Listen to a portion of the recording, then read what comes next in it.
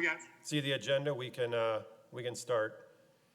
Okay, sounds good. I'm going to go ahead and call this meeting to order.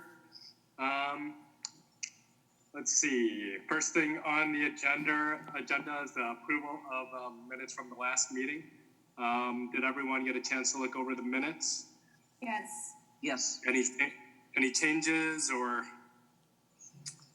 anything we need to do to those? Otherwise, we're going to go ahead and approve those. Can I get a motion to approve the minutes? I can move Motion to approval. approve. Oh, sorry, Nate. Go ahead. I'd like to motion to approve the minutes. Okay, yeah, second. And I'll second. All right, all in favor? Aye. Aye. Aye. All opposed? All right, minutes approved. Any public appearances for non-agenda items? Doesn't look like anyone else is here, right? Nope, nobody here. No one's here, okay. All right, agenda review. Did everyone get a chance to take a look at the agenda? Any items to add or anything? No. No. All righty. Motion to approve. Do we need a motion to approve that, right? I think just no changes to the agenda as a statement Okay. is good. Yep. Okay, sounds good. Okay. All right, agenda items. Wade, do you want to go over the agenda items? Yep. And I guess maybe just in terms of some Zoom etiquette, I'm sure a lot of folks have used Zoom before, but for those that aren't as familiar, unless you're speaking, it may be a good idea to mute yourself. And then, of course, you can turn video on or off if you desire to do that. So just, I guess, a few tips. But with that, yeah, we can certainly get into agenda item 5A. Just bear with me here. So what I did, hopefully folks had a chance to look at the packet. I did kind of put in a summary memo that I'm going to work from today as it relates to agenda items 5A through 5D. So the first agenda item, 5A, I just wanted to give the committee an update on the 2020 funding awards, as well as just a quick project update as well. So at the April 28th Common Council meeting, the Common Council did approve funding awards for 2020. They essentially, well, they did match the committee's recommendations, so that was a really good thing. So I did have the 8 funding awards listed there. Again, you guys made those recommendations on March 4th. I did hope to get the recommendations to the council at the end of March. Obviously, with COVID, we were set back a little bit, so it was a little bit later than expected, but we did get those approvals at the end of April. So that kind of segues into my next point there, point 2, and I guess I'm on page just so people can follow along. I'm on page 6 of the packet. So yeah, so we have the awards listed there, and then as it relates to being delayed a little bit, our original deadline for project completion in 2021 was February 1st. That followed our deadlines from last year and kind of dovetail with our broader city budget deadlines. Obviously, with the delay in starting projects,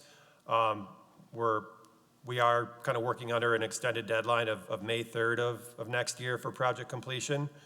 I did confirm that with both our finance director and our mayor. They were both okay with that. And then I guess to that point as well, and that kind of segues into the third point there, I have touched base with all of our organizations that have received funding awards in 2020 just to kind of talk logistics, and that's something I do every year. I touch base with our awardees and make sure they understand all the requirements. And so I've touched base with all of them, and I've let them, and they've basically told me that many of them are still in a holding pattern in terms of starting their projects, given the social distancing requirements and the general closures of our society, for lack of a better term. So, I think folks will probably be kicking off projects in the next few months, and all the organizations are okay with completing projects by that May 3rd, 2021 deadline. So Okay, I have a question. Sure. Okay, so 2 questions. One is maybe you need to include their completion of the project, because I didn't know what you were talking about project deadline. You know what I mean? Okay. Yep. You know what I mean? Yep. yep, If you can clarify what you're talking about, what is May 3rd, okay? sure. Second, I think if we, I thought that any changes to this, it should come to us, maybe. Sure. I agree that you confer with the city the finance director and the mayor, but it should come through this committee to determine if that one was, if we should extend or not, because Yeah, we yeah, are and the I one get- that, you know what I mean? Yep, and I guess I'm So- presenting this as, if you guys have any problems with this, you can certainly tell me to rethink this. I guess I was just trying to keep things moving, Julia, with the, I understand, but, Yep. I like to follow the protocol and the process, you know what I mean? Yep. And obviously, if we are I- still meeting, yep. we should be having because I can say maybe May 3rd is not, you know what I mean? okay. Maybe we want it there. Why it should be June? I don't know, you know what I Okay. mean? So, Yeah, and I guess another point, we weren't able to hold a committee meeting until recently. So again, just trying to keep things moving. If the committee wants to propose a different deadline date, I am fine, obviously, that you can direct me to do that. Then I will confirm back with our, some of our other staff, and then that's fine with me, yep. So I guess with that in mind, certainly I'm open to, if the committee wants to discuss any of these items, talk about a different deadline date, that's certainly now would be the time to do that. Well, I guess as a quick follow-up question, then, if you don't mind, when you spoke with, all the different organizations and agencies, was it closer to the beginning of the pandemic that they all decided to agree to May 3rd? And has anybody since reached out to see if we can get an extension? And if not, if people realize that date might be coming up too quick and they want an extension on top of an extension, are we going to allow that, or how do we move forward with it? I mean, it's kind of hard Yeah. to see the unknown. Yeah, so I touched base with them after the award decisions were confirmed by council. So that was, I think, early May that I touched base with them. Everyone, I kind of floated the idea of, because at that point, I hadn't even brought up the idea of an extension with anyone. I just, in my head, I was trying to think about how we keep things moving. So I basically proposed two scenarios to every organization. I said, we can either work under the existing deadlines, or I can seek a deadline extension. And every organization said, if possible, so I gave them those two options, which ones would they prefer? And every organization said they would prefer a deadline extension if that was feasible to the city. So then, given all that feedback, I went to some of our other staff, proposed that extension, and then I'm proposing it to you all today. So I think all the organizations are fine with that deadline, and I don't anticipate any additional extension of that May 3rd deadline. So, so they think it's May 3rd at this point, right? Or they don't know yet? That's their understanding. Again, if the committee decides differently, that's the way it is, and I will let them know. yeah, I would say that we should make, this is what I say, no, I am not gonna go there. My question is, so we are extending two more months, okay? So it's March and April. About 3 months, I think. Yep. Yeah, well, 3 months. So my question is, if they are still June now and they haven't started, so this is my concern, is they're gonna have enough time to do May 3rd is gonna be the right time for them to do this, because, Yeah. you know what I mean? So, I don't know, that one is, Yep. because I imagine some of the not-for-profit that they are still closed, or the one that they need to do activity with kids, or, be there in the community, they are not doing anything, Yeah. except for budget prairie, the food pantry, I don't know, Girls on the Run, is they're gonna do any activity, so. Yep. Again, I did check. I had a phone call with each organization, probably half an hour to an hour phone call. Every organization was okay with the May 3rd deadline. I just had a question. So, sorry, go ahead, Julia. No, Dorothy has a question. Okay, Dorothy, sorry. My feeling is that the nature of the beast is that we are all procrastinators. And chances are people will be pushing a May 3rd bubble. In the past, we have been reasonably lenient in allowing some flexibility in such things. So I don't have a problem saying May 3rd, especially if it's okay with Misty. Knowing that in the end, if people need a little bit more time, they'll have a little bit more time. That's just the way we are. I'm kind of thinking the same thing. I did just want to ask, is there a reason that they have to, is the deadline kind of an artificial deadline, or does it have to be spent before like a meeting around that time of some sort? So the original deadline is premised on kind of the annual city budget, meaning we need to get all the outstanding items from the previous year closed by early into the next year.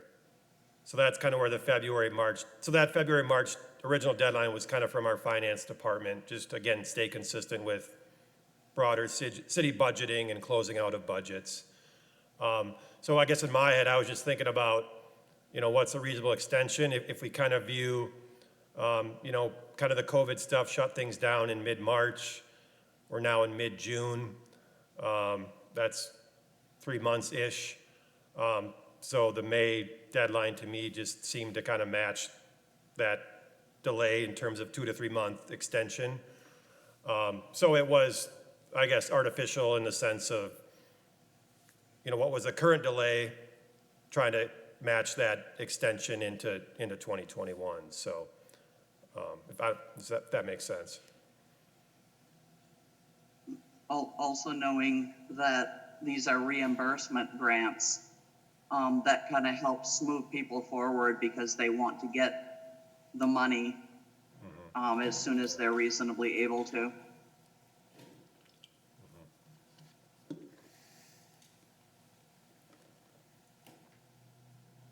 Any other comments or thoughts about the deadline? Are we all okay with the May 3rd?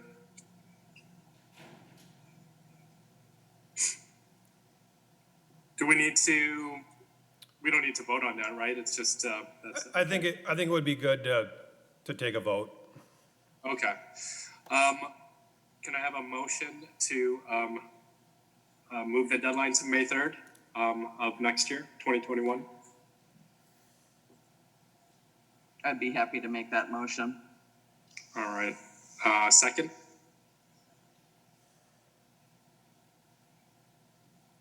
Anyone? Nate second. Nate, you're mute. I seconded. Yeah, all that. Sorry about that.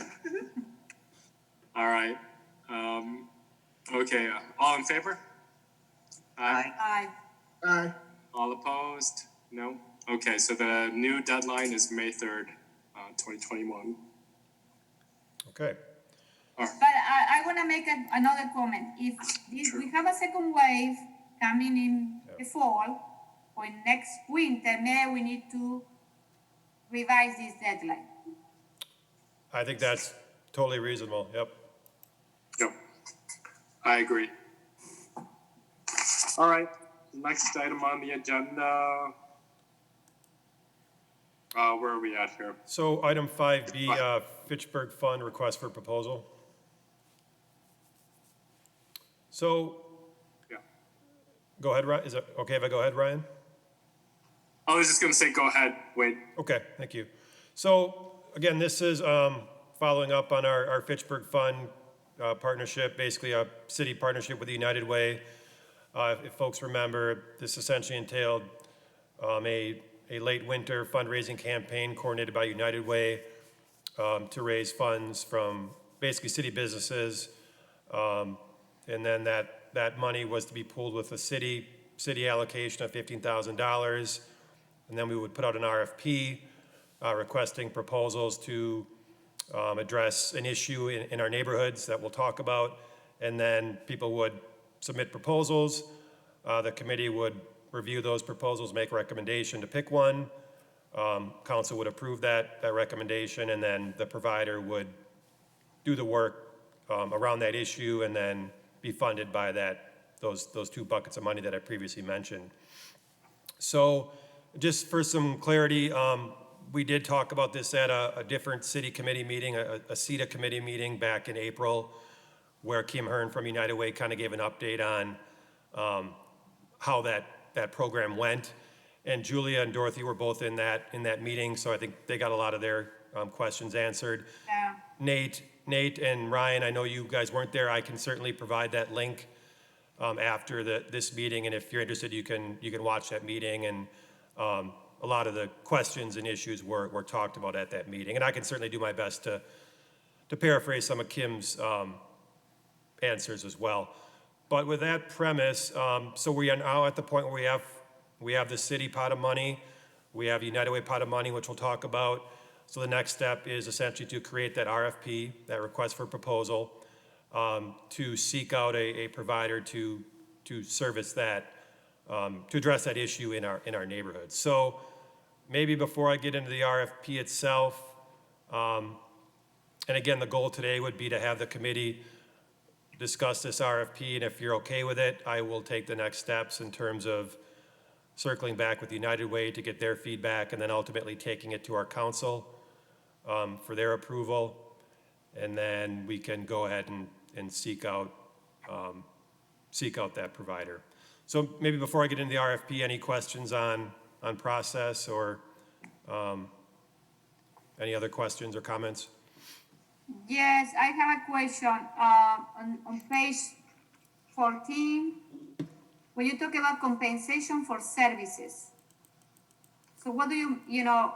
So you want to get into the RFP itself, Julia? Is that what you're talking about? No, we are in the budget. We are here in the. Okay. We are.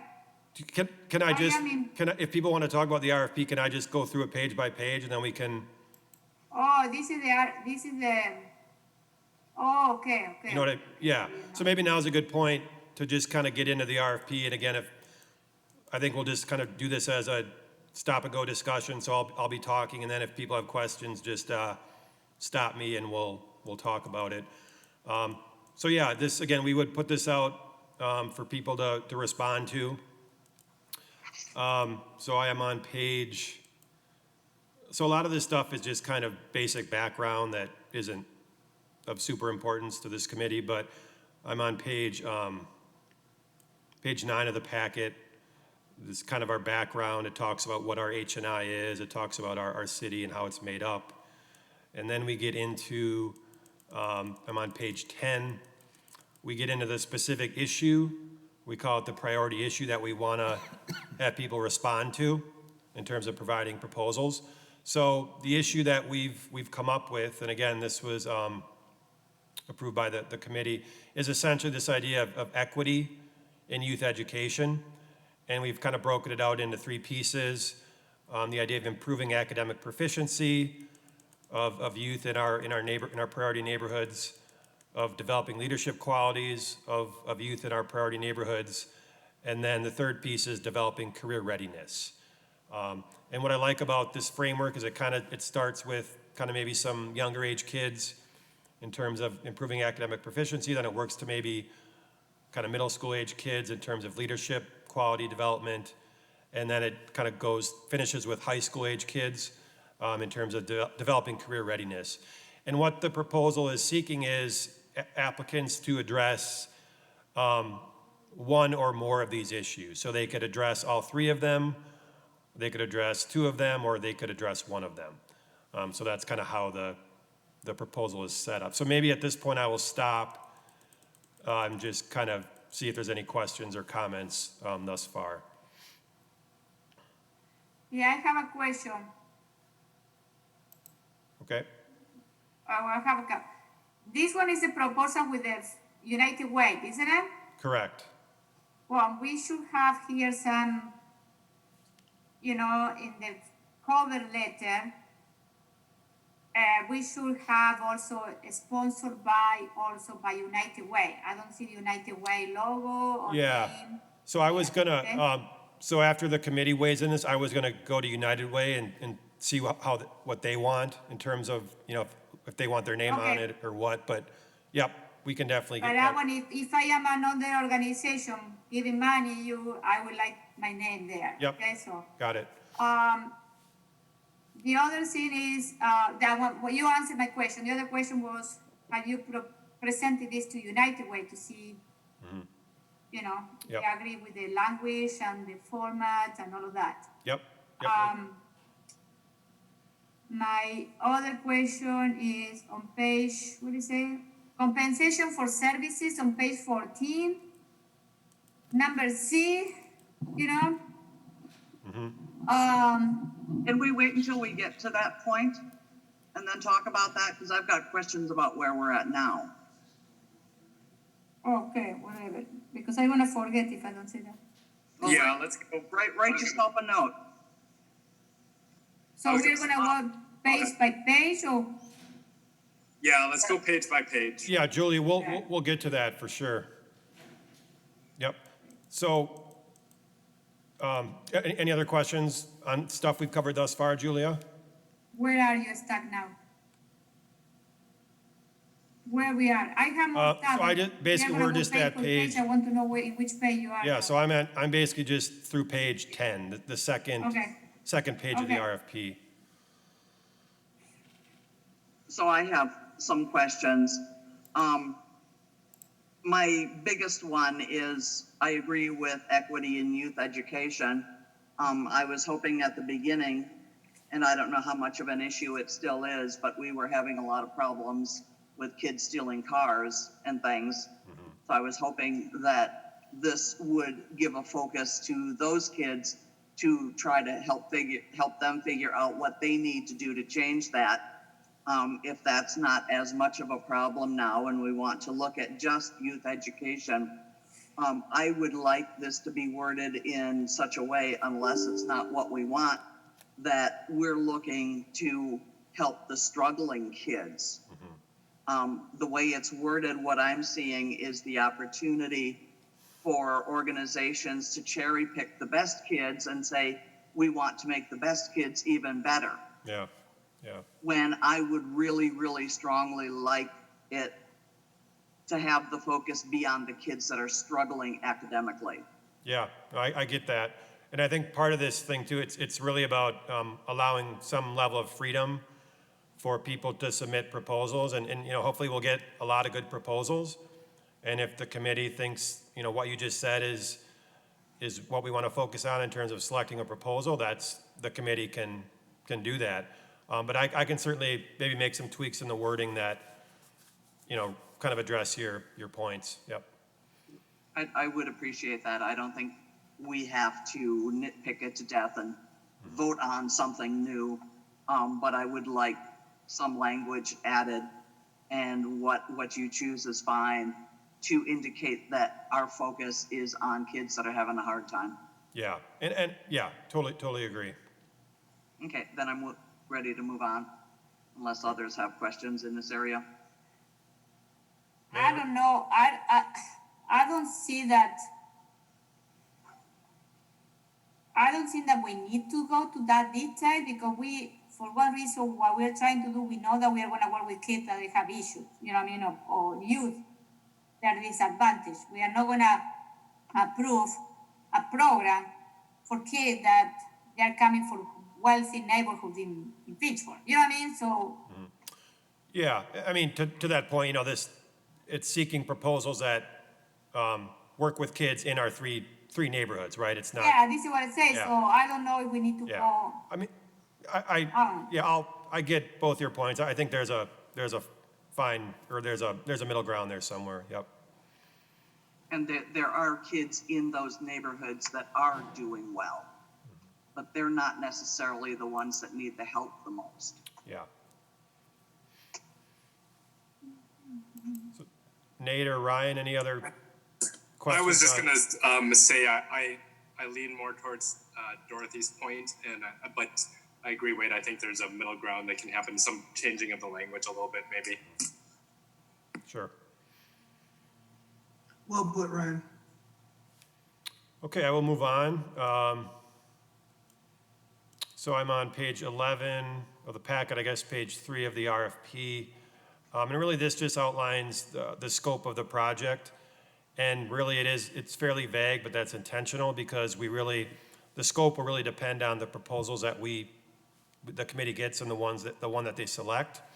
But, I think some important pieces I want to talk about. What I'm proposing in this RFP is that, once you guys select a proposal, that proposer comes in and we have a committee meeting where we spend the majority of that meeting devoted to discussing that proposal.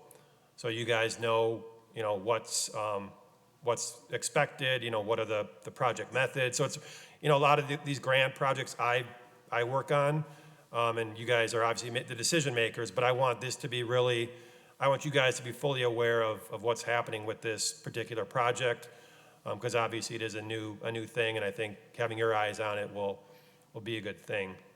So that would be kind of the first step, and then obviously I would work with the selected proposer to just have them implement the project, and then I'll check in with them on a regular basis to make sure they're moving on their project.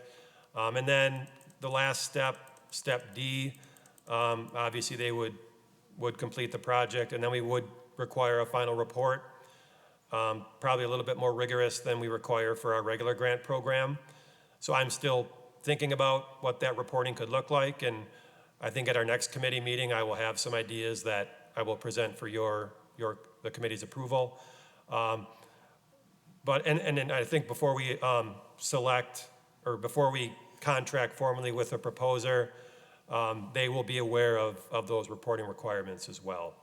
And then again, when the project is done, I am proposing that the selected proposer comes before the committee and or our common council to present their final product. So that is, I guess, what I would call the scope of the project. Any questions or comments on that? Can I speak, Ryan? I have a comment. Okay. Yeah, So go my ahead. comment is, how much money we are talking here that we're gonna give? 15,000, and who knows how much So- United Way is gonna collect? We are not talking about $100,000 Yeah. grant, okay? Yep.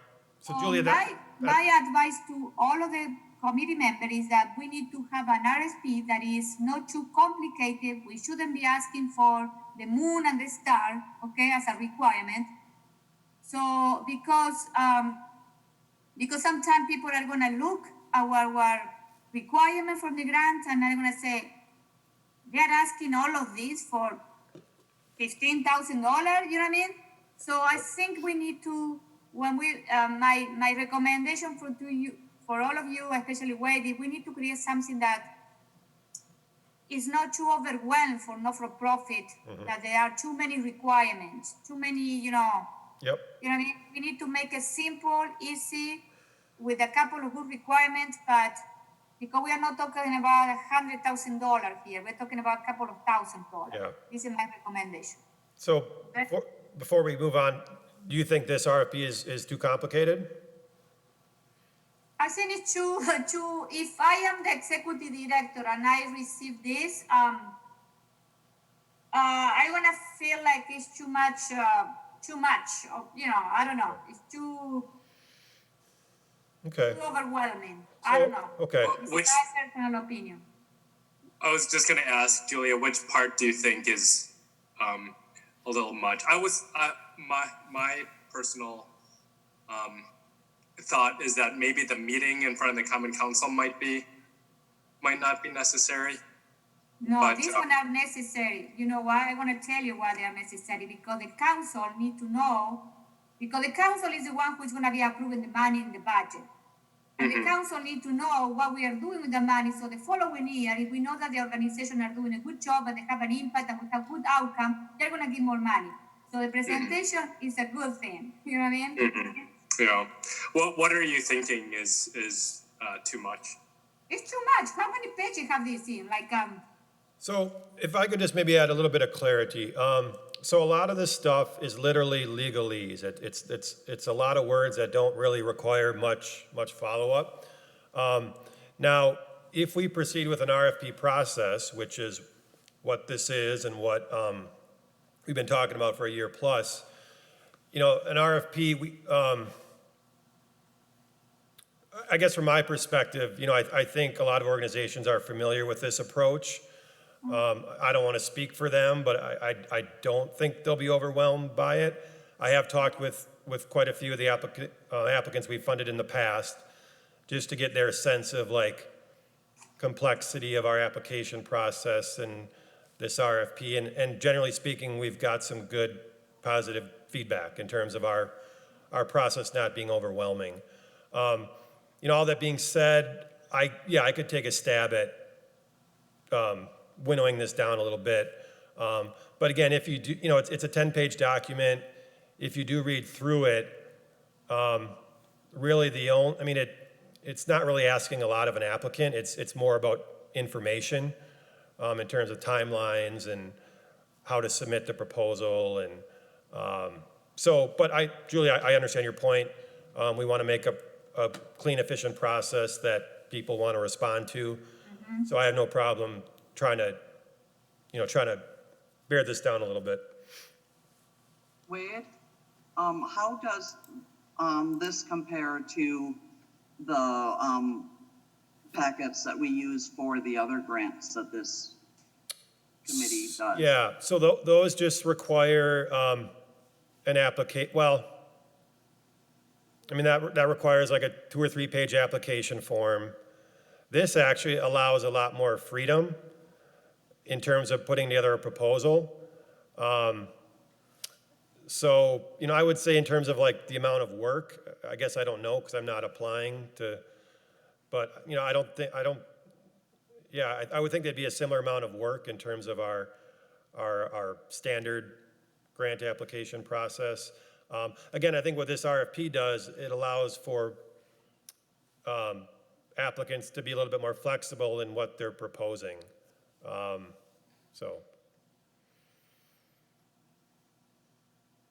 Are we talking about 15,000? So that Wade? so that was the next thing I want to talk about, and maybe now is a good time to jump into that, and then we can kind of go back and forth between issues. So initially, the city has allocated $15,000.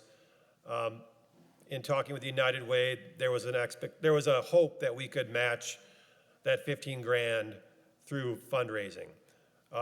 We didn't come close to that. We were able to raise $3,000. So what I will propose to the committee for general discussion is a couple different scenarios. Scenario one would be to essentially take the city's 15 and United Way's 3,000 for a grand total of 18,000 and put this proposal out. So let's call it option A. Option B reflects the reality that we didn't raise as much money as we had hoped to.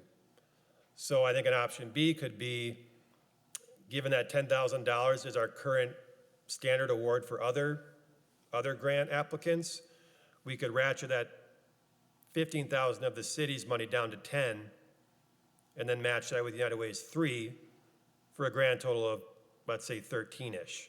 So let's call it option B. Option C is another option that maybe the committee is thinking about. But those are, I guess, kind of the 3 options that I see moving forward in terms of identifying a number that we can fund a proposer with. So with that, I will turn it over for discussion. Wade, what would be the benefit of option B? I think there's some level of optics here. I don't know if there's a benefit or not, but I felt discouraged that we didn't raise the amount of money that we had hoped to raise, to be honest. Mm-hmm. So I don't know if there's a perception that, the city is putting more into this than we raised through United Way. And I'm not saying that's the reality, but I don't know if there's a perception of that. So then just the idea of, since we fund other organizations at 10,000, that might be a way to just present a better picture in terms of how we are moving forward with this concept. So again, there's no benefit to the 10,000 other than just kind of a consistency with other applicants and a reevaluation, recalibration based on the fact that we didn't raise as much money as we thought we could. Does that make Okay. sense? Yeah, I get it. A big issue that I don't know has been quite clarified is that the council approved $15,000 in matching Right. funds. Right. So I think what I would do, United Dorothy, Way is, did not come through even close. right, So Right. there's some people who are likely to say, well, we're doing our part. But we're not getting what we were told we should expect to get from United Way. Therefore, why should we do this big match when they're not doing their part? and I just want to be clear, I don't think there's any blame here on anybody. I mean, this was a pilot program. We never promised 15,000. We had a goal of that. Obviously, we didn't get there. I think big picture, United Way is interested in continuing this partnership next year. And I think if we do this next year, I think there'll be some changes made that will probably lead to a bigger pot of money. But everything you said, Dorothy, I think makes sense to me. I think a strong partner that we should have on board is the chamber and make them a partner rather than a tool. Yeah. Yeah, we should, yeah, good point, Dorothy. We should go to the chamber too. Mm-hmm. But another question, I think that United Way is gonna be this, I think we need our fund, the Fitchburg Fund should be part of the annual campaign of United Way. This is the only way that we are gonna be able to collect more money. Yep. And I think we discussed that at the CETA meeting, and I think Kim said she was open And to that. this is, because we have a lot of people living in Fitchburg, employed by big company, that the United Way goes to those companies. And if I am a Fitchburg resident and I want to contribute to United Way, I'm gonna say, okay, I can put my money in my community. I can check, I want my money that you're gonna take me for my paycheck to go to this fund. I want to contribute to my community. And I think we're gonna have more successful with a lot of people, that people are gonna start checking the Fitchburg Fund. Fitchburg would have a line item in Yeah. the regular United Way campaign that people could Yeah. put a check next to that item that they want their money to go to. Yeah, Yeah. I think that one is gonna be it should be our strategy for this, to collect more money. And it's gonna be more efficient for United Way because they don't have to do an extra campaign for us, or they need to allocate staff for our campaign because it's gonna be part of the whole annual campaign, you know what I mean? So Yep. I think it's a win-win for the two organizations, you know what I mean? So, Yep, I totally agree, and I think United Way would be agreeable as well. Yep. So just out of curiosity, I didn't mean to cut you off. Wait, I apologize. And this question is sort of going towards Dorothy, but anybody please can chime in. Thinking about the options that were presented on the table, if we were going to go with option A and we just decided to move forward with our full 15K to match their 3,000, what would be the repercussions on the back end if we were to go ahead and move forward with that? And I mean, it might be hard to answer that question, but you had mentioned about, United Way, we might look at them a little bit different for not coming up with what they had. But if we decided we want to make a difference, we want to make a change, and we want to go ahead and give, the 18K total out there to be able to make the biggest impact, what could we possibly be facing on the back end? I think the biggest question is how would each individual council members respond? Other years, we've had council members that don't even want to do any of this at all, period. I think council has changed enough that I'm not as concerned about that, but we're still going to have huge budget concerns related to expenses created by COVID and by losing a lot of the hotel room tax dollars and other revenue that the city is accustomed to having, which has evaporated this year. So I think there's going to be some significant budgetary concerns. And some people may feel as though we're piling this on top of all of that, even though we previously agreed to it. They might want to cut it back. Now, if we were to move forward with either A or B option, which is, a larger sum of money on our end, of course, but then we were to present the idea to bring in the chamber as a third candidate or a third partner, eye-to-eye type of situation to sort of help split the cost in in new years to come, do you think that would help offset some of the feelings or sour emotions that could possibly surface? I don't think it would change that, but I think it would. A lot of the city businesses are quite invested in the chamber, and if the chamber was a full partner, a lot of the businesses, I think, would be more willing to make bigger contributions, where what we had this year was the chamber was putting a note in their newsletters and things that say the United Way is doing this with the city of Fitchburg. Yeah. And can you contribute? And if I could just add on to that, I think, again, this was a pilot this year. There was a lot of things that the city learned, that United Way learned, and, to Nate makes really good points about, how do we package this thing this year that might lead to future opportunities, next year? Because I do really believe that in some of the points Julia made, if we do try this again next year, I think we'll see more successes. So just my 2 cents, I guess.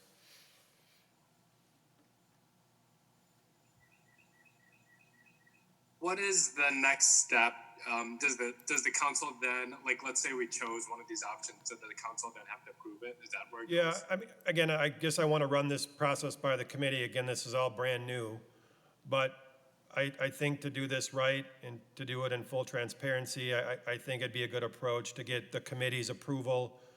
So in terms of process, I think getting the committee's approval on the general pieces of this RFP, meaning, funding, and then I will go to United Way and they will, I'll talk about whatever they want added to this RFP, and then I'll keep you guys updated on those tweaks. And then I think probably going to council to get their buy-in, or their approval on this RFP, because there could potentially, again, depending on what this committee decides, there could be a tweak in the funding allotment, and I think the council needs to be aware of that. So that was my anticipated process. Certainly this is a committee decision, but those were some thoughts I had. I was just wondering if it needs to be, I guess the reason I'm asking is, does it need to be sold to the council in order to get approved? So I think Nate was kind of alluding to this a little bit, but so if we went with 10, is it more, and the United Way went with 3, is it more likely to get approval as opposed to going all in with the 15 and 3 from United Way? That was just my... Yeah, and I certainly don't want to make any projections of what council will decide, and I imagine other folks may not want to as well, but I think, all the things we discussed, I think there's definitely some room here to think about, obviously, given what happened this year, how do we proceed in a forward direction, and also create an environment where we could try this again next year. So I know that's vague, Ryan, but I guess I'll probably that's the extent of, I think, what I'll add to the conversation. Will the question go to council before we dig further into this process, or do we make a decision now and inform council? I guess that's up to the committee. We can, if we want to have another meeting to discuss this, to finalize it, we can do that. That's really up to you guys. I don't know that I need to meet again. Okay. But in working with the timeline, if the timeline was beyond budget, that wouldn't be a problem at all, but we're not going to have a chance to talk about this as part of next year's budget process. Yeah, and that's the thing where I'll need to check into, because, we talked earlier about extending deadlines for the general grant applications. This is a whole nother animal, so I'll have to confirm. Again, the timelines in here are just tentative draft timelines, so I'll have to really confirm with finance, what makes sense for wrapping this up, next year. Given the fact that we won't probably get this out the door until, late summer at the earliest. Yeah, that'll need to be a discussion I'll have with finance. Yep. Wait, I have a question, because last year, in 2019, we approved in the budget, because it was my amendment, I remember, to put the 15,000. So the 15,000 was approved last year for this year budget. So we have $15,000 already. Correct. Okay? So we had the 15 because they were approved last year. Okay? Correct.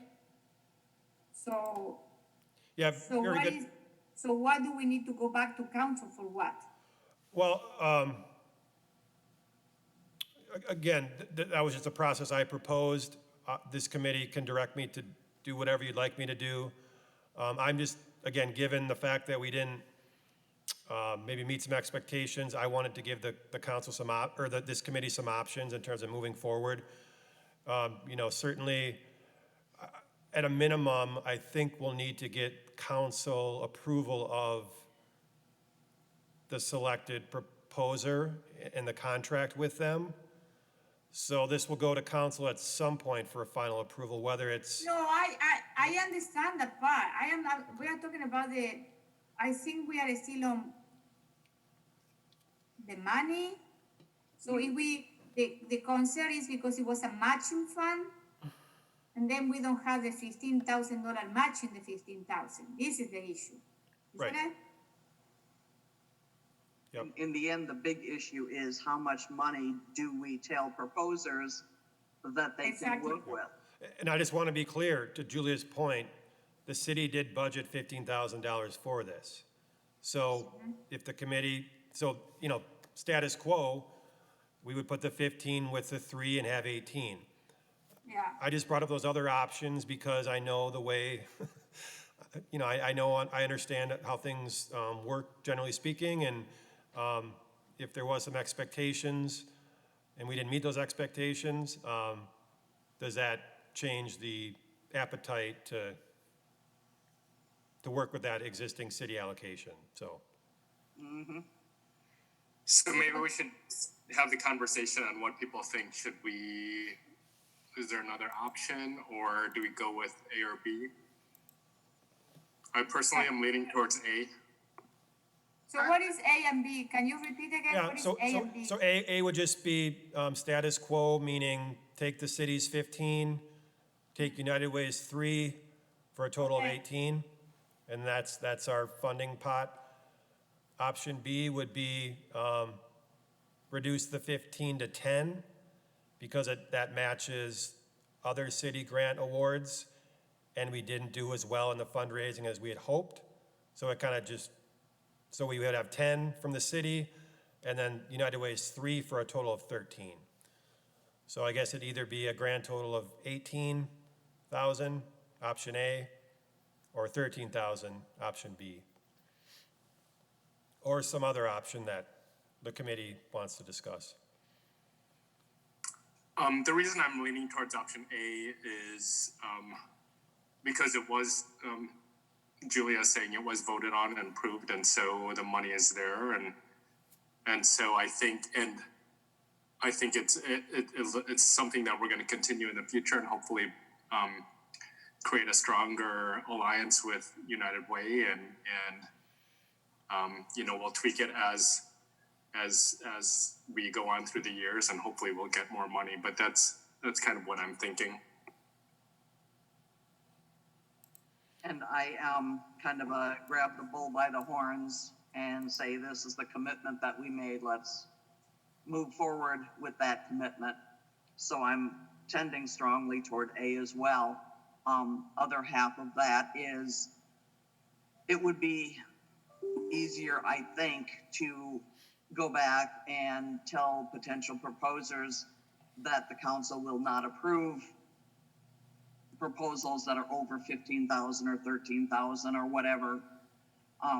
So it's easier to reduce that number. It'd be better to be able to increase the number, but when you're having to be realistic, I think we go with the commitment that the council had made, even though the match didn't come through, and let folks know that they'll have 18 to work with. And I agree.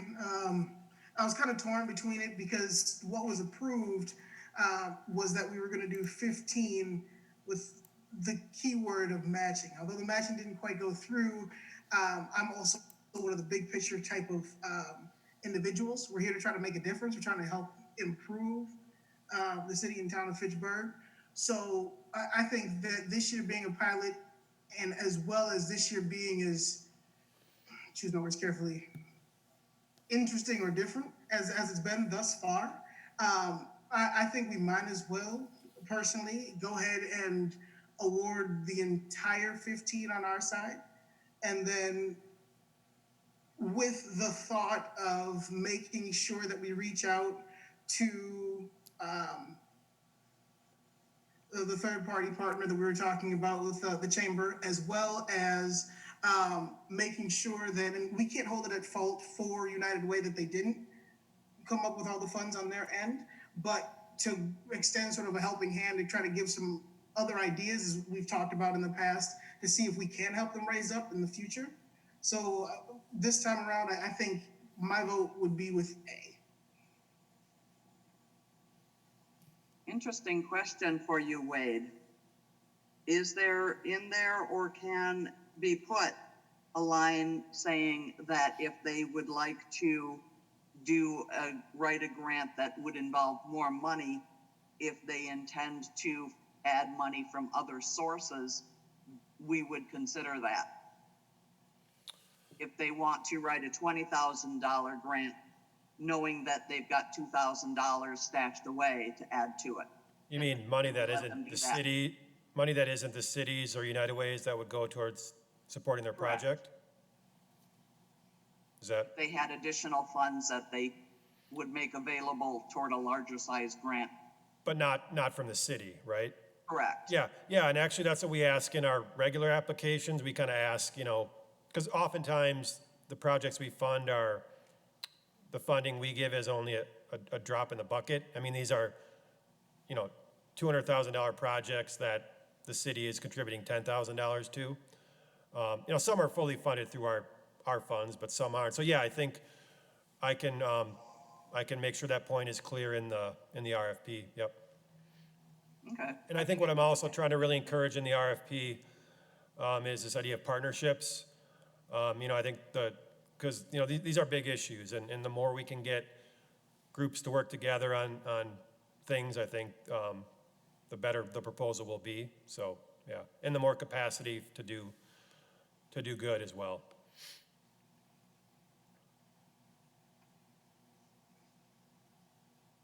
I like that idea. It just makes for more potential. Anything else to discuss on this topic?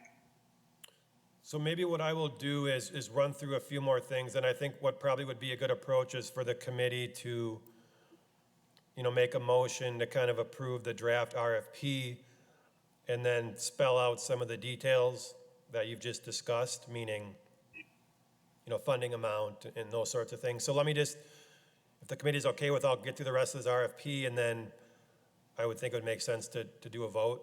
Ryan, is that Yep. sound good? That Okay. sounds good. I want to make another change. In C, page 14, compensation for services, when you say a city committee or a group of city staff shall select the proposal, Yep. I think who should be selecting the proposal is this committee, is the Healthy Neighborhood Committee. I'm sorry, could you repeat that, Julia, the question?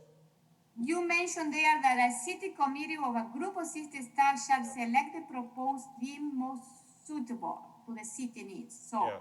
So, I disagree with this language. It should be this committee is Okay. the one who is going to select the proposal. Yeah, that's totally fine. So just, so some context there. So traditionally with RFPs, you know. Yeah, but Yeah, I know, just let me clarify for the rest of the committee.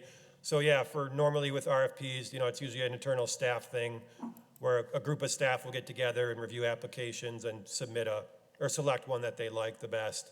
But yeah, for this thing, if the committee, and again, I was just giving options, but if the committee wants to be the decision maker on the Yeah. proposer, that is completely fine with me, and so we would just need to set up another meeting, probably towards the end of the year, which will be fine, or maybe late summer, early fall, for you guys to see those applications or those proposals, then you would select. yeah, no, Yep. it should be us because we select the other one, and we should be. We Yep. understand we understand the people that are part of this group are.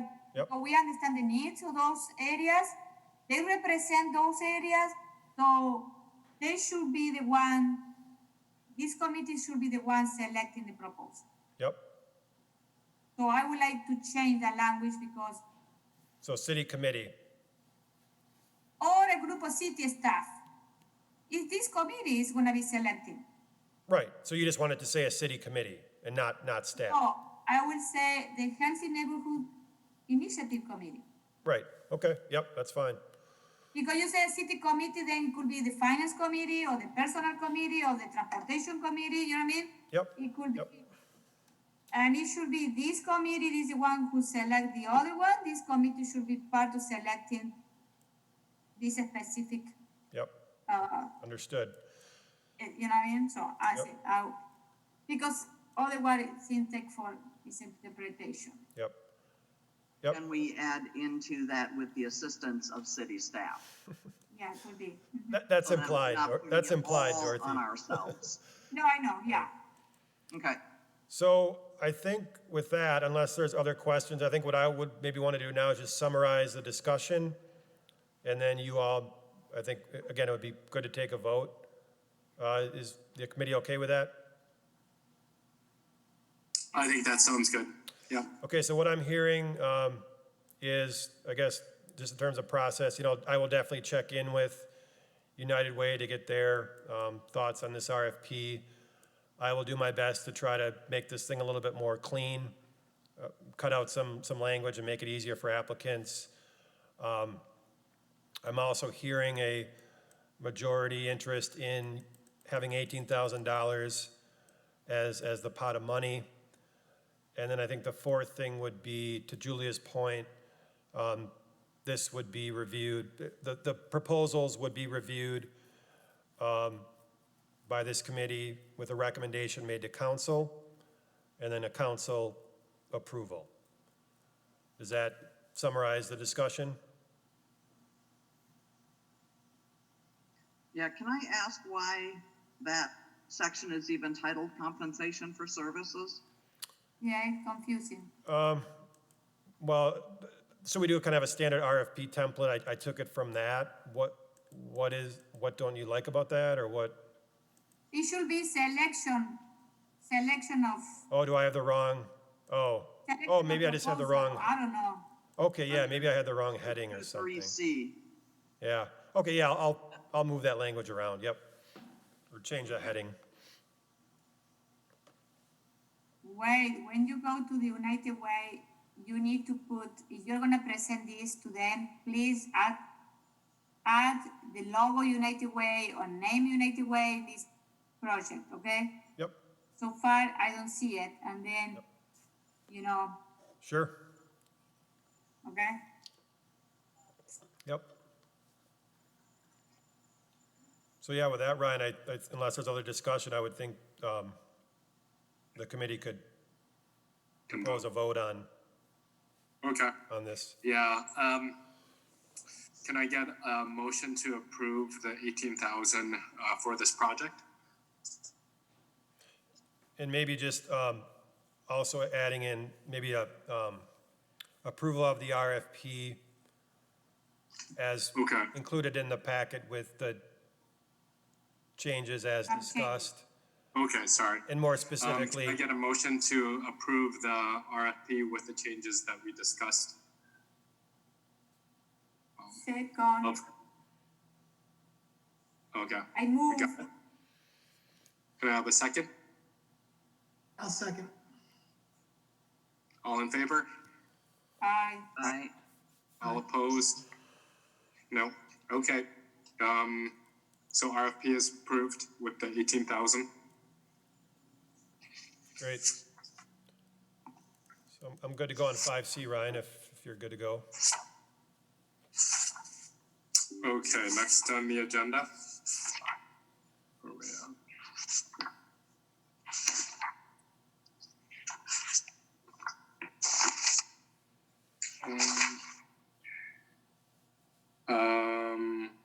Okay, are we talking about the potential improvements for next year's? Yep. Okay, go ahead. And again, I just want to preface this with, these are for discussion, these are for your consideration. These are just ideas that I've come up with having administered this program in the past 2 years, doing research, talking to other people that run programs like this, talking to our applicants. So again, just ideas for discussion. I think my thought was to just get these out in the air today. And then when we have our meeting later this summer or fall, we can potentially approve any of these changes. And then we can also talk about a request for a budget allocation for next year. So basically set up the program for next year, just like we did in late 2019 to set up the program for this year. So that's kind of my thought process. So 5 changes that I'm just, again, proposing for discussion. The first one really is premised on this idea of, kind of efficiency in terms of administering the program, but also really creating a funding size that allows organizations to really do some good work, make progress, and also respects the commitment that the time commitment that they have to make to submit an application. So one thought was, do we consider increasing the project award to maybe 15,000, and then do our best to distribute those max awards, and then also identify a cap on the number of applications we'll fund per year. So instead of funding 9 applications at small funding amounts, and that also makes it hard to administer because I have a lot of applications that I'm trying to track. That is one idea that I'm proposing. Essentially increase the award maximum and put a cap on the amount of applications funded. And I think what I'll do is I'll run through all of these because I think you'll get the sense of how these ideas fit together, and then I'll be happy to discuss any of them. So number 2, and I think this is a vision that our council has and that I've certainly had as staff when we initiated this program, that really is to better match funding with issues and needs in our neighborhoods. And I think a good way to do that is through this development of what I'll call categories. And we kind of do have that now in our program, but this would be taking that one step further and really refining those topics or those categories of interest that we want to focus on with our grant program. So examples of those categories, and again, this is reflective of the applications that I've seen the past 2 years, and I've grouped those applications into basically one of these 6 categories. So those categories would be youth mentoring, youth education, adult education and workforce development, food security, neighborhood/community building and engagement, and then kind of an other catch-all category. So again, the idea would be to develop program categories and then potentially look at every year, do we prioritize one of those categories? Meaning, if we're hearing from our neighborhoods, if we're really getting a sense that youth education is the prime issue that we should be focusing on, maybe one year we focus on that issue and we prioritize applications that do that work.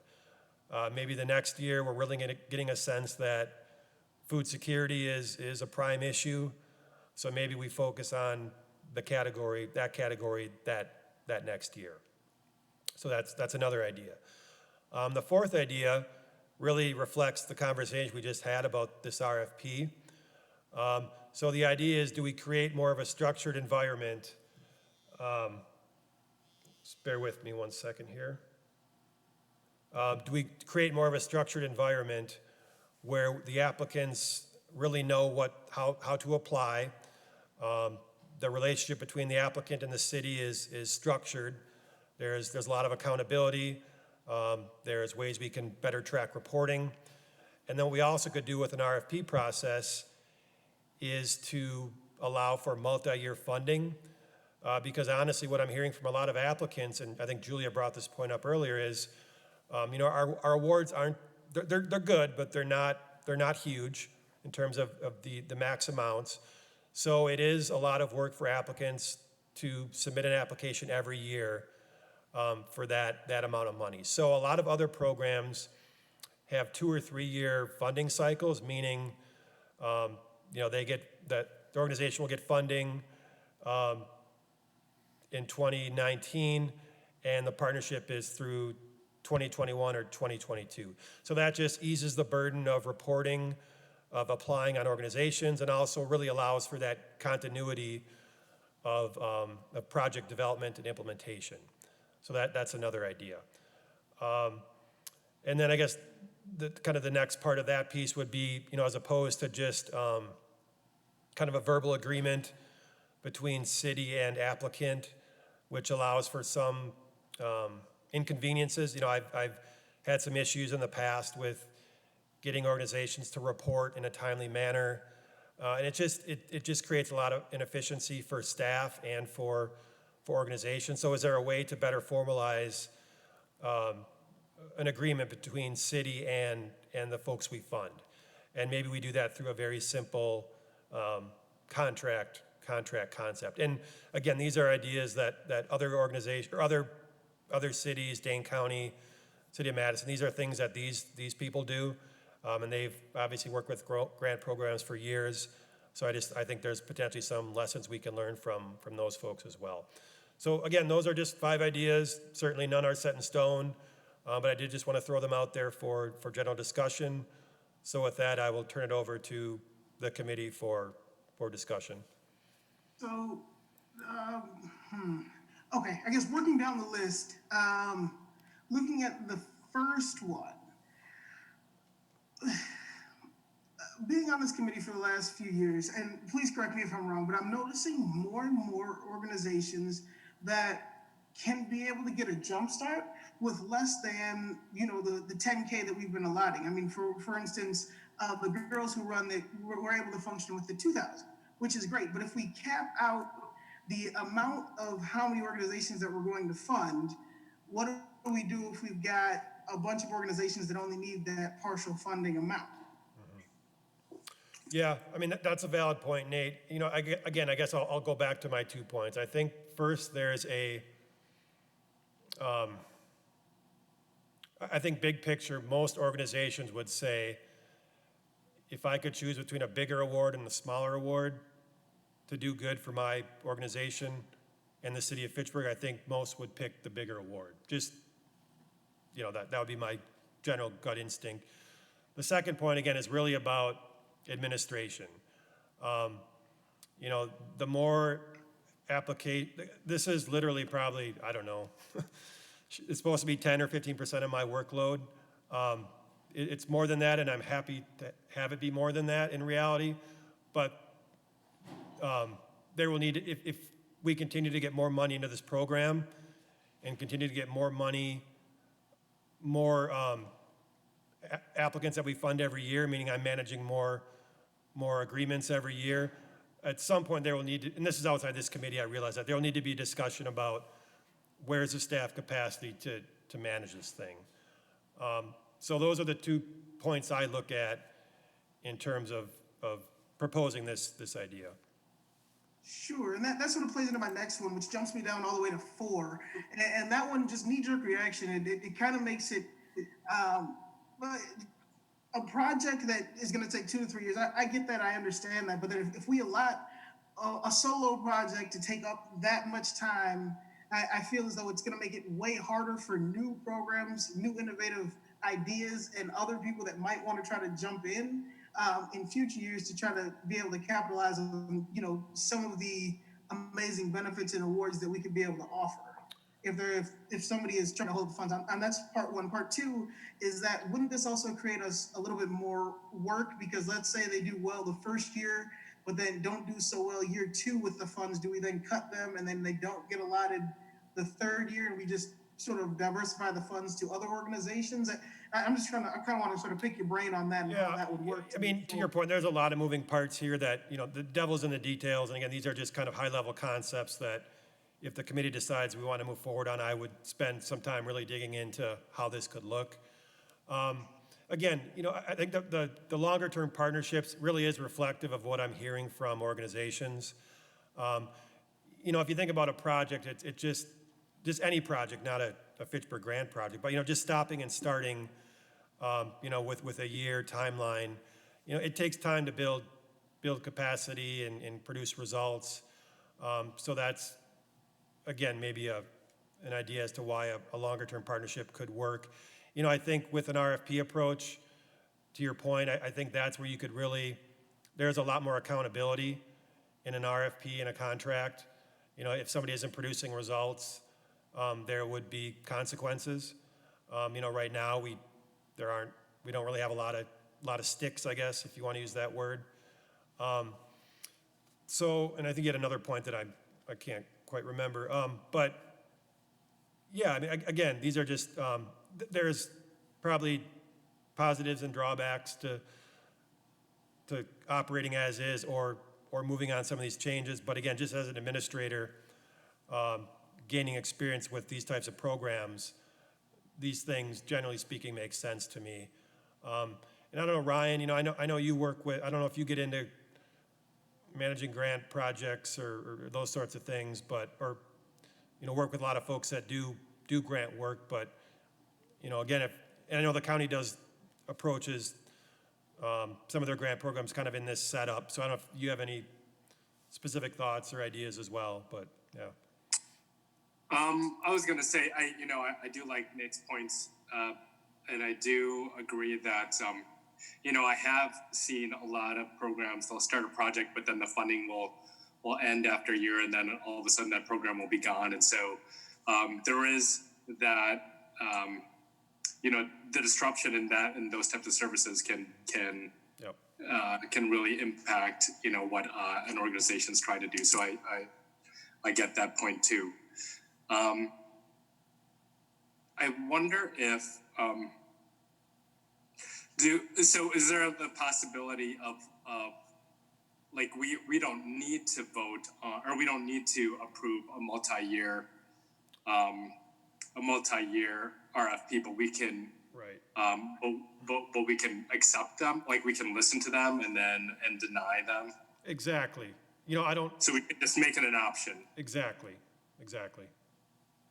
I think something that could be done, and I would send Wade forth with the challenge, is to have two alternative RFP kind of ish.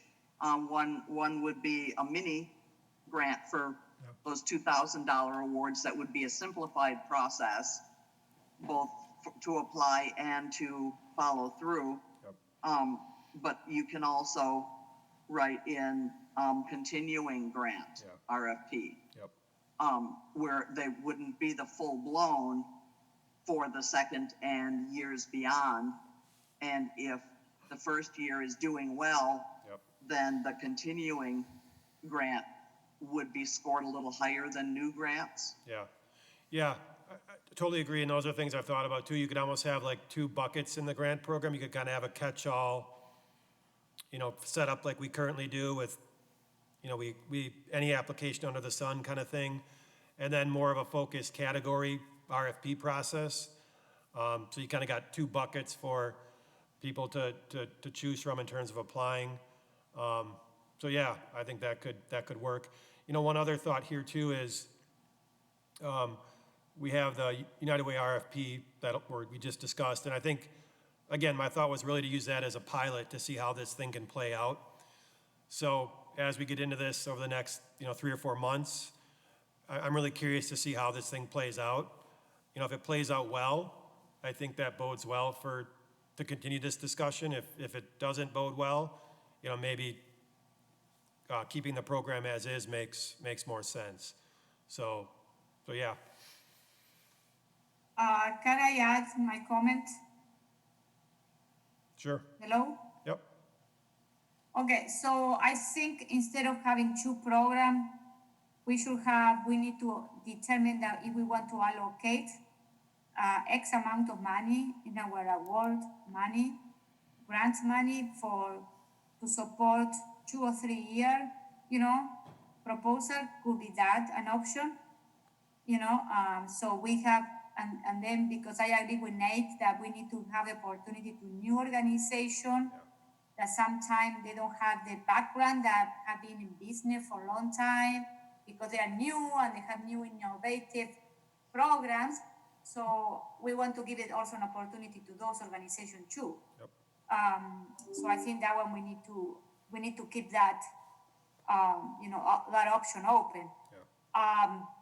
The second is in number 2, when you refine the grant category, I think we need to remove the others. If we are not going to specify which are the other, we need to remove because otherwise we can have a lot of issue with what that other means. Yeah. Okay.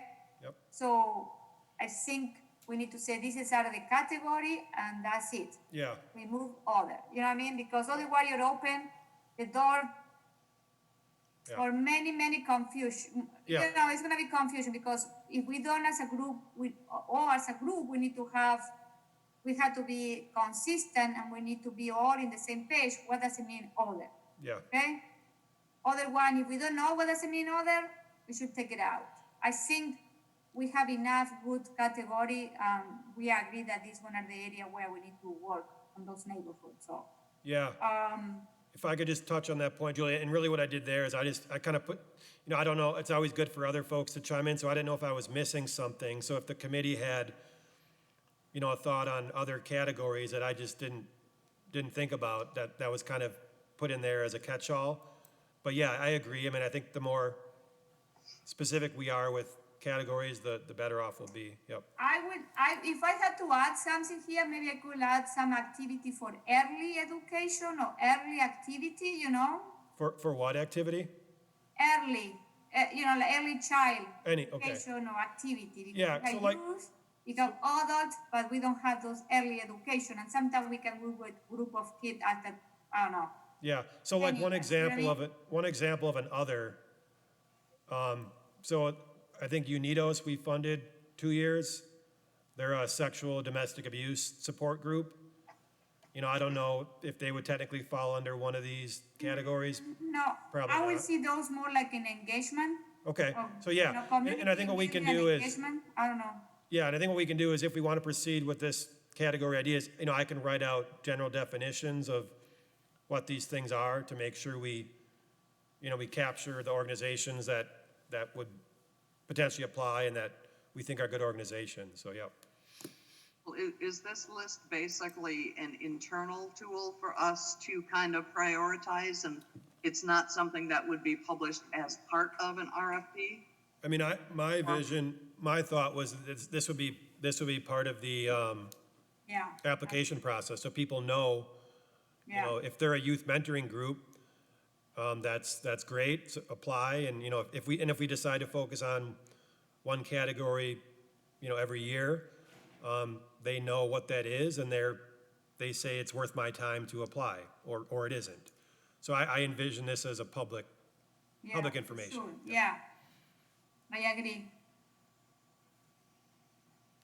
And the idea also that we mentioned in the past year is that the idea is that every year we need to put more funding in this Healthy Neighborhood Initiative program. You know, we started with $50,000, but the idea is to, you know, every year to put a little bit more, you know, to make this fund, this bucket bigger, you know, because $50,000, you know, you know. I was just going to ask a clarifying question. Is that where we're at right now? Is it 50,000 still? I can't I remember. think so. Yeah, Yeah. so it's roughly 50, but like this past year, we had 2 applicants that didn't seek their reimbursement. So there's always some carryover, or there has been traditionally. So, I would say about 60 grand-ish is probably a good average over the past 3 years with that carryover, so. And looking forward, I was kind of saying, hey, our option C might be that we plunk some of the carryover money into the matching program. Oh, yeah, good idea. So if people argue about saying 18, we can say, well, we've got some matching left over from this year. Right. That we can, or some unused funds from this year that we could plunk in there to fill that hole. Yep.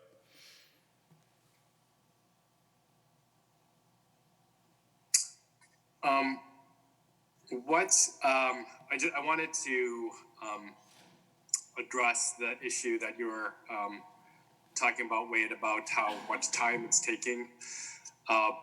This program is taking of your workload. What is the most time consuming of it? So as of now, it's been reporting. And basically getting applicants to submit what they need to submit so I can get them reimbursed. And it's, I'm not gonna get into the details, but that's been the biggest hassle. Again, I think every year we're improving that. I see, again, some of the structure that I'm talking about in the 2021 potential changes, I think would even move us more in that direction. And then, just with anything, just the more balls you're juggling in terms of applications, the more work it is. But I would say right now it's reporting. And to give this program its due justice, I think, if other people were managing the program, maybe they wouldn't spend as much time as I do checking in with applicants. But again, I think for this program to have success and to continue to have success, it needs a big commitment. And again, I'm totally willing to do that. But again, to Julia's point, as we continue to hopefully ramp up funding, there will need to be a real recognition of, does that increased funding mean increased applications? And if so, how does that impact staff? Or does that increased funding mean we increase max awards and then the application amount stays the same and then staff capacity stays the same? So.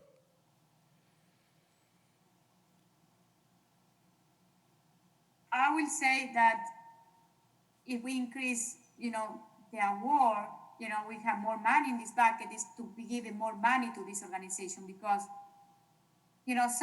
some people mention sometimes the $15,000 or $10,000 that they get from us is part of a bigger project, and this is we are funding like maybe a percentage of a bigger project, you know what I mean? So the idea is to also to provide like 2 or 3 year project, it can help because you have more money allocated to that, and then you can give a little bit more money to the organization. It doesn't mean that because we have more money, we need to fund 100 organizations. No, maybe we need to do better funding to the organization, okay? So, because, we increasing the fund amount,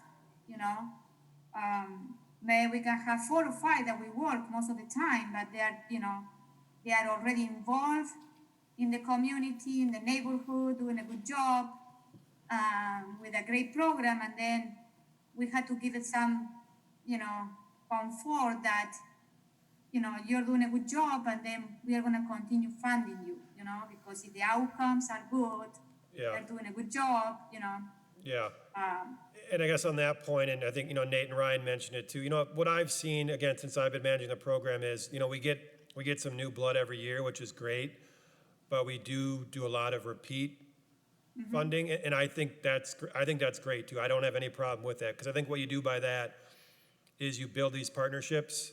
Yeah. You create projects that have long horizons that, again, not a lot gets done in a year. I mean, lasting change, right? So, Yeah. so I have no problem, you know, continuing to support organizations over, you know, a couple of years. So I think all this stuff really, yeah, kind of ties in, yep. I was just going to ask if there could be language put in that it could be a multi-year depending on the proposal. Yeah, I want to be clear, I didn't propose that everything we do is like multi-year, just having that as an option, you know, I think opens up a lot of good doors for this program. So yeah, yep. Okay. Be a question on the initial application, just asking, are you anticipating this being a multi-year? Yep. And requesting funding again next year? And then, of course, you know, that with multi-year funding, again, that's a whole other conversation I would have to have with our finance people, because there would be some implications of, you know, obviously right now, every year money gets allocated through city budget, but if we do multi-year partnerships, you know, we would be on the hook for making sure there's money there, you know, every year. You know, another point here too that maybe we don't get into today, but obviously we run a reimbursement model with our grant program. A lot of other places, you know, they kind of pay as you go. It's not a reimbursement at the end. So with a multi-year partnership, you know, obviously that there need to be a discussion around that as well.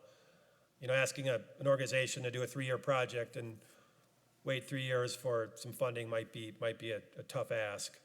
But you can ask for a progress report. I do it all the time. I work with a lot of not-for-profit that they have a work system, and they have a progress report. A milestone. If you accomplish this, we're going to give you the second part of the grant. You Exactly. Milestone.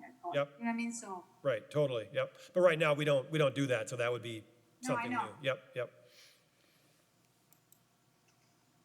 So I just kind of a time check here. It's about 2:30, and I think we've kind of asked for an hour and a half commitment from folks. I did just have one more agenda item that'll take a very short amount of time, and obviously I'm fine discussing this as long as people want to, but I just thought I'd throw that out there. Where do people stand on increasing the maximum to 15,000? I'm okay for increasing that. And just so I'm clear, Ryan, I appreciate the prompt.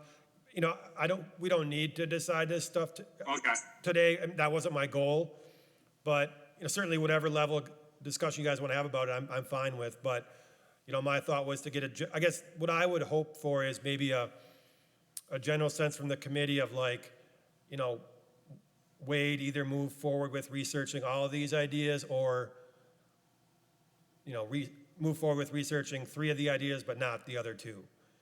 So if I could just get some direction on like, you know, what should I continue to explore and what shouldn't I, that would be helpful. And then, so like things that were absolutely. And then finishing that up, you know, I think at the next meeting, I'll come back with some refined ideas. Okay. And that's where you guys can make the final vote. Okay. I'm okay with all of the ideas. I don't think if anyone else has any other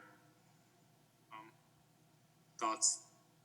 I am less concerned about 2 and 3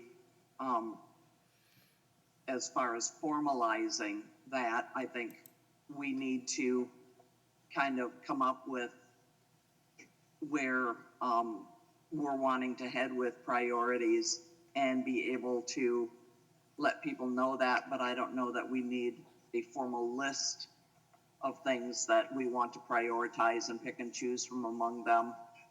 I think we can kind of bootstrap that pretty easily. Yeah, I'm cool with the way you exploring, you know, a little bit more into each one of these, and then, you know, bringing something back with maybe a little more clarification. I guess right now the biggest one for me is just number 1, and thinking if that does increase to the 15K for one organization or agency, what does that do for the rest of them? I know you put an example of 6 organizations out there, but looking over the last, 3 years with us having an average of anywhere from like around the 60,000 mark, if one or two of them take 15 right from the beginning, what does that do for the rest of everybody at that point? Yeah, good point, Nate. If I could just interject, I think one of my expectations too, Finalize it now, but I just want to sort of make sure that everybody keeps that in mind if we are thinking of upping it. And maybe that number is adjustable as well. Maybe we go from 10 to 12 and not all the way to 15.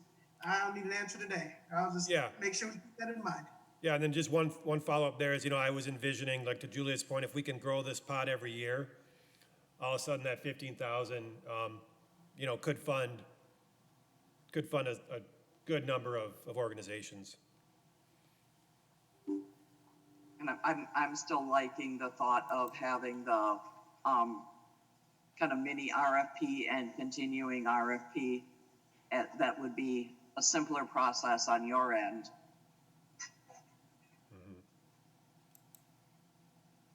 I agree with that too. Dorothy, just so I'm clear on your comments, you said 2 and 3 you didn't think that much of, was that right, or you did? I'm not as concerned about formalizing Okay. the categories. Okay, We need to know what we would like our focus to be, but I don't think we need to do it in a Okay. real formal way. okay.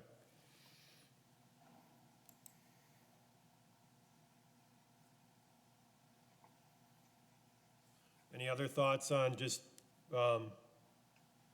research moving forward, what people like or what they don't like, or what they want me to focus on?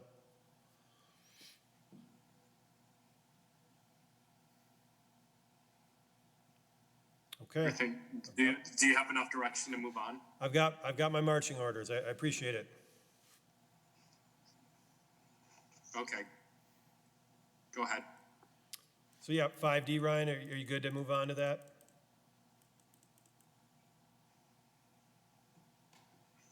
Uh-oh. Ryan? Oh, Ryan, I think he had to go away for a second. you what? Yeah, I think you can move on to 5D, Okay. Wade. Yeah, so just Sorry. wrapping up, last. Sorry, I meant to press microphone, but I pressed camera on accident. Yeah, go ahead. Sorry. Okay. You can move on to So 5D, 5D. I just wanted to give you guys a summary of 2019. Now, some details yet to be worked out, but I think we probably will get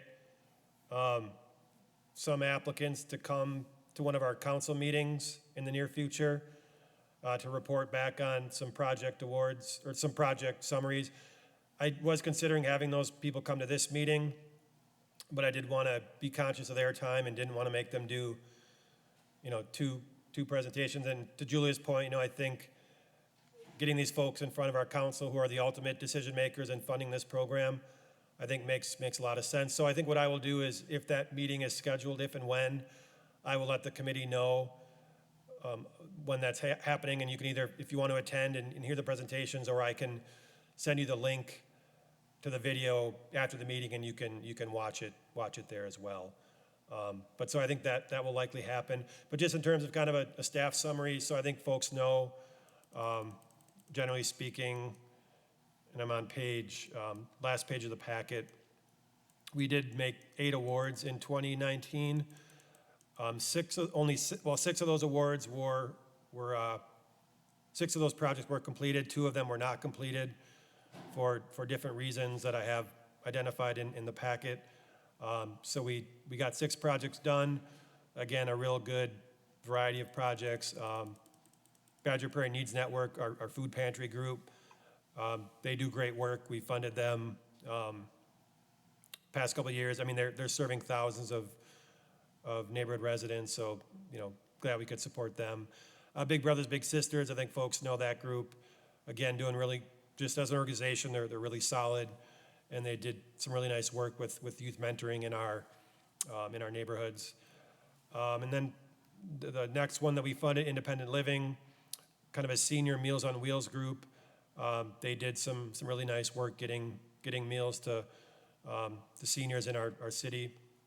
Latino Academy of Workforce Development. Can I ask a question about independent living? It says there were only 8 seniors served with 5690. How, was it just meal deliveries? Yeah, I think it was like something like 900. How Don't many quote me on meals that. and what else did they do with it? It was like 900 meals. It was a lot of meals to those individuals. Yep. Okay, to 8 individuals. Yep. And I think that was all. I think that was identified in the application. It was a small population, but a lot of volume of meals. Yep. Okay, thank you. Yep. Latino Academy, again, we've funded these folks for multiple years. They've trained some folks in leadership and civic engagement. So that was a good project. Latino Chamber, again, focused on kind of youth and adults, computer literacy training, and they actually were able to distribute some computers and software to folks that had never had one before. So that was a really cool thing. And then Verona School District, another really good project, basically supporting first-generation college students, getting them ready to take that next step into the college environment, next year. So that's a quick summary. Again, I've talked to a few of these people about coming to that council meeting to present in more detail, and everyone is agreeable to that. So I'm looking forward to hearing their presentations as well. So. Was there a reason the Latino Chamber only had their partial award? Yeah, I mentioned just some reporting. We weren't able to track some desired reimbursement items with reporting, so we weren't able to give them the full award. Lessons learned in that for them? Probably, yeah.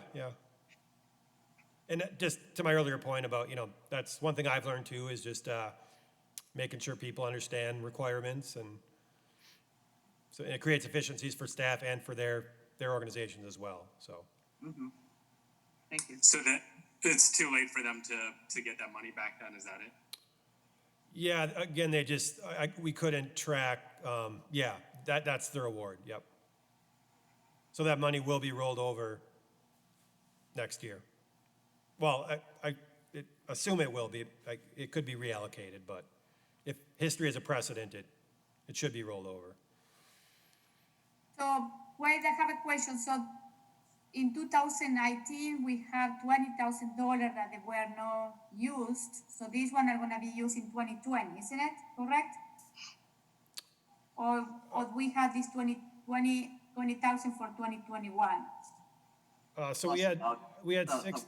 4,000 and a bit from Latino Chamber that was. Yeah, so that won't, we can't, I didn't find that out until after we made the awards for this year. So if this money does get rolled over, it'll roll over into 2021 awards.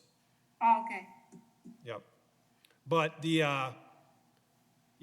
3 and 4, the ones that didn't ask for reimbursement this year, that got rolled. I knew that months ago, when we were budgeting, so that got rolled over, I believe, into 2020. Yeah, don't quote me on that, but we'll make sure that everything that wasn't spent, if we can roll it over, we will. Can you double check that with Misty to be sure how much we have if we have any residual money coming to 2021? Yeah, yep, I will, I'm still actually working with one group to finish up 2020 reporting, and then once they do, I will have that number, yep. Okay. Or 2019 reporting, I'm sorry.